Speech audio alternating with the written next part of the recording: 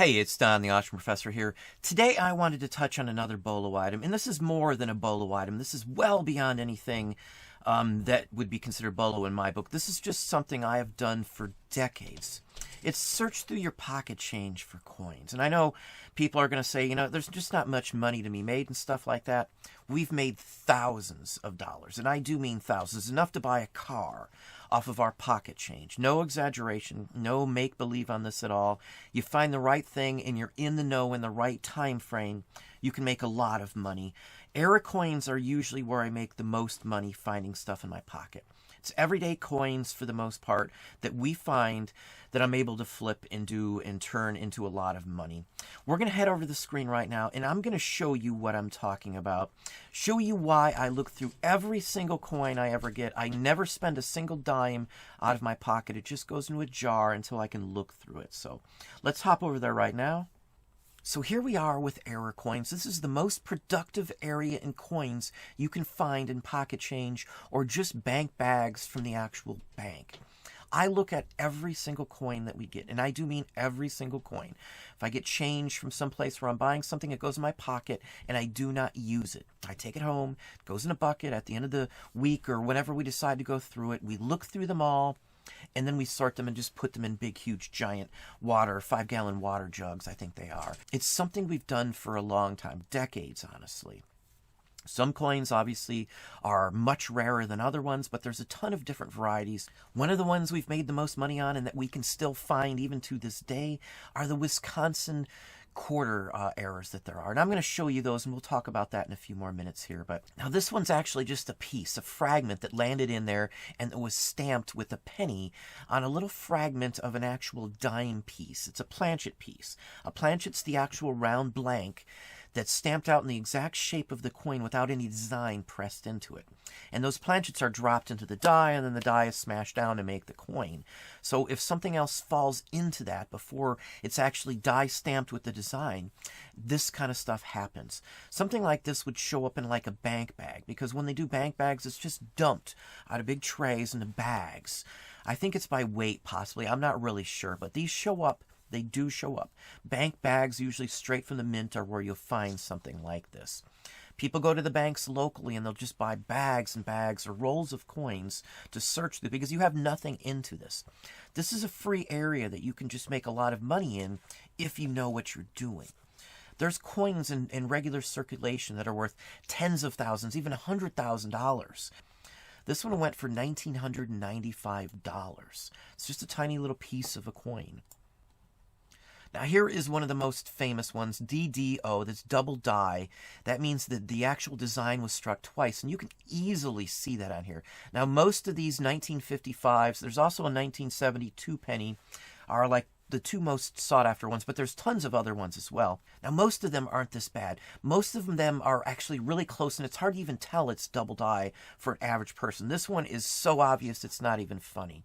This is an excellent example, and sometimes people don't notice. They might just look at one side of the coin and not even realize that there's an issue with it. $2,200, 46 bids. This is like one of the primo ones you would want to find because it is beyond the standard one that you run into. And I've run into some 55 double dies. They will show up, and they will show up in pocket change. Most people, even people that sell coins on eBay in some cases, haven't looked through them. They're novices. They don't understand the whole market. So there's so many opportunities to find these. Pocket change, though, is the specifics here, what I'm talking about. I have found one of these in pocket change years ago, but yes, I still did find one. Next one here is a triple struck, and also, let's see if we can zoom in on it, and also off center. So it was struck once here. You can see it was struck. It was struck a second time here and a third time over here. And this would have just, again, been dumped into a bin because, again, it's the same weight as a regular Planchet. So it wouldn't show up by a weight error. Somebody would have had to physically see this for the mint to have pulled this out. This one went for $5,500. If you're looking at the dates on these too, this is 1998. Some types of coins like this can still show up in pocket change. I have found bad errors in pocket change. I have found errors in actually blank planchets, which we'll show you at the end here too, where there was no design struck. It happens. This is a fact of nature since the existence of mints. There's even Roman coin error mints, believe it or not.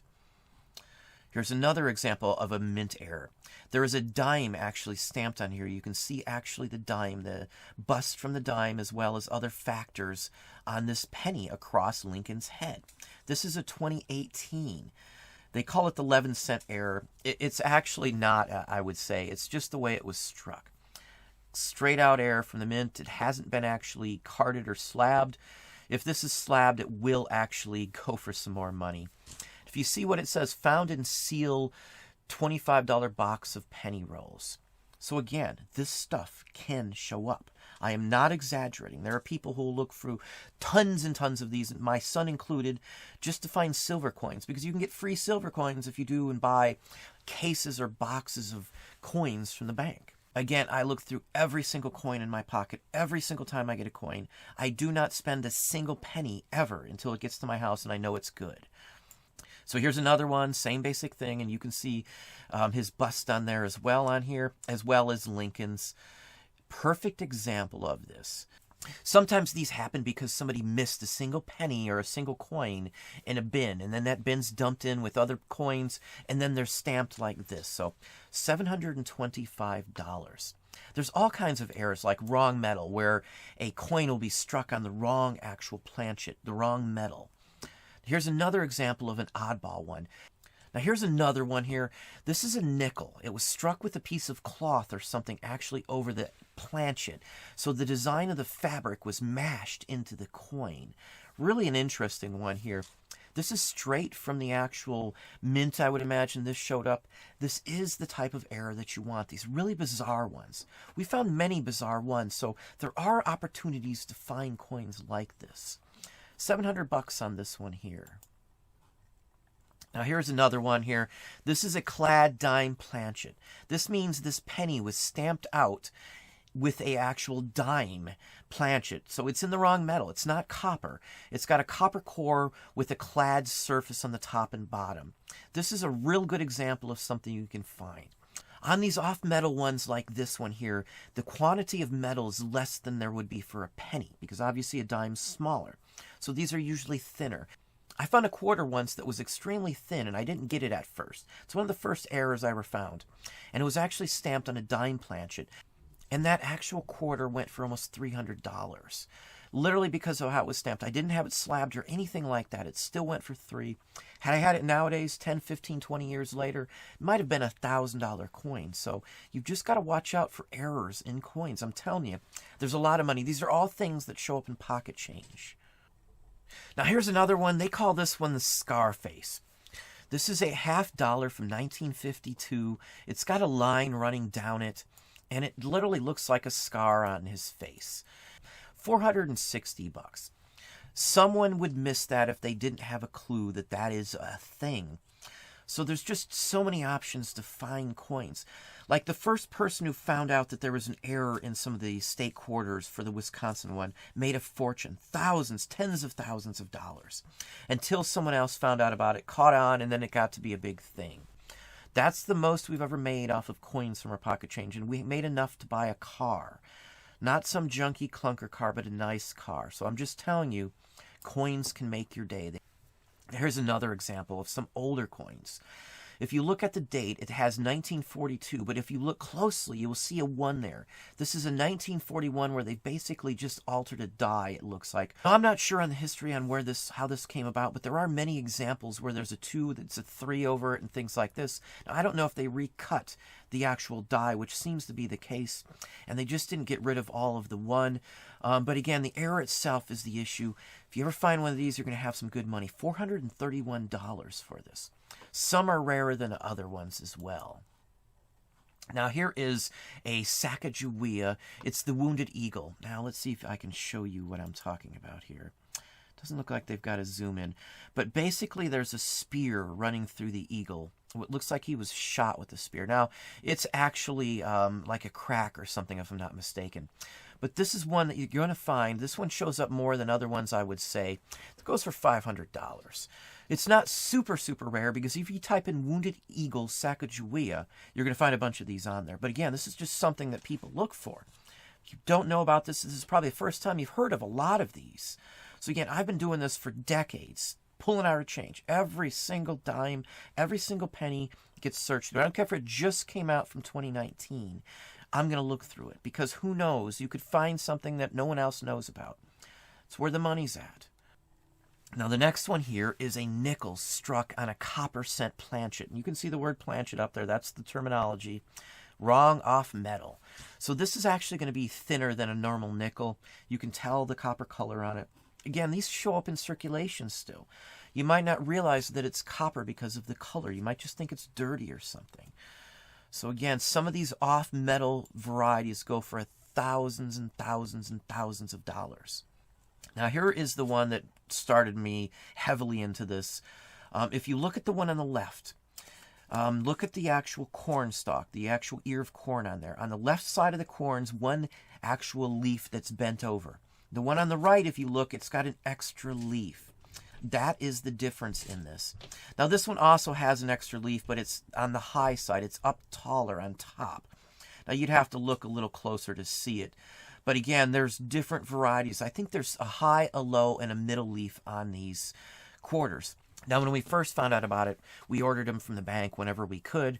We bought big boxes of rolled coins and the whole works trying to find these. We found a bunch of them, and quite a few, enough to make a ton of money. So this is just one of those areas. These are still around. They're still available. You are going to find these for sure if you look enough. Might not be a fortune, but a couple of these can go for some good money. $175 on average for most anyone. You can blow these out at $125 easily all day long. It's a pretty good return on your investment for the quarter it costs you. And if it's not the right quarter, it's not an error, you get them from the bank or you get them in your pocket change, you just spend them. You're out nothing doing coins like this. Here's another example. This is the actual high and low set. Now, price-wise on these, they're all over the place. But again, it depends on what you price them at. They all pretty much sell, unless they're just horrendously awful. I priced ours high, and they went fairly quickly either way. And still to this day, when we get them, we just list them right up. I don't care how many are up. I'll just let it ride at a higher price until it sells. Now, the next one here is a vintage nickel that was struck on a silver dimes planchet. Now, obviously, you can see the design is worn. Most of these like this that are struck on a planchet of a different sized coin, they're going to look weird. They're going to look odd. That'll give it away. This is much thinner than a regular nickel would be because there's not that much metal in a dime. But this is 90% silver. Rather interesting. Some of these are incredibly scarce. Not all of them. This is one that does show up. The mint back in the day didn't have as much actual oversight in some of these issues, so you'll find more of the older ones than the newer ones. But across the gamut, they show up for any year, any decade, all the way back to colonial era, and even back into the Roman times, as I said. There's a 1972 penny struck in a dime planchet. Same exact thing here. It's copper clad. It's a good example of these, so nice condition as well. So look out for anything that looks odd. I would not doubt if everybody out there who's watching this video looks, one of you is going to find something in your first week doing this, I would gather, in my opinion. At least a silver coin or something interesting if you're buying massive quantities of coins just to look through. You may waste a lot of time doing this if you're not dedicated enough and die hard to do this. It only takes a couple coins to make a ton of money on this. Or one right coin, to make a small fortune. This one actually is larger than it should be because of that. It's a really interesting piece. It's really a nice example of this. So anyway, you can see the difference in this. This is, again, something that could show up in a regular bag or roll of change. Here's another off-center example where it was struck once and then a second time off-center. This is 1982. Now, sometimes you'll see where it's clipped, where it was actually snapped and a curved section of the coin is gone too. Those are clipped coins. But this one went for $250. So there's enough of these out here. The average error you're going to find might be worth 10 to say 50 or 60 bucks. You find the right one, or you get it slabbed, you're going to get some more money out of it. Most of the errors, though, I do slab. So this has no mint mark. This is a basic one that you should look for. Any 1982 dimes without a mint mark are worth something because it's an error. The mint mark was left off at a specific mint. $230 basically on this one. Now here's another example of some of the older coins, and this is something a lot of people miss because they don't realize this. This is the actual face of the coin. When you flip it over, You flip it over just straight across. The back side should be right side up when you flip this over. That's not the case. It was rotated. The reverse of this was rotated. So when you flip it over, this is what you see. So this is just another example of another type of error, rotated reverse error. And this is a vintage coin. So $224. Now this one here had an actual object in the die when it was stamped, and the object itself has fallen off. So what you're left with is this weird shape in the actual dime itself. Had this one been slabbed, it would have probably went for some more money. Real nice example of what to look for in pocket change. I would be shocked if this didn't come out of pocket change. $225 for this one. Again, had it been slabbed, this might have went for double that, or even more.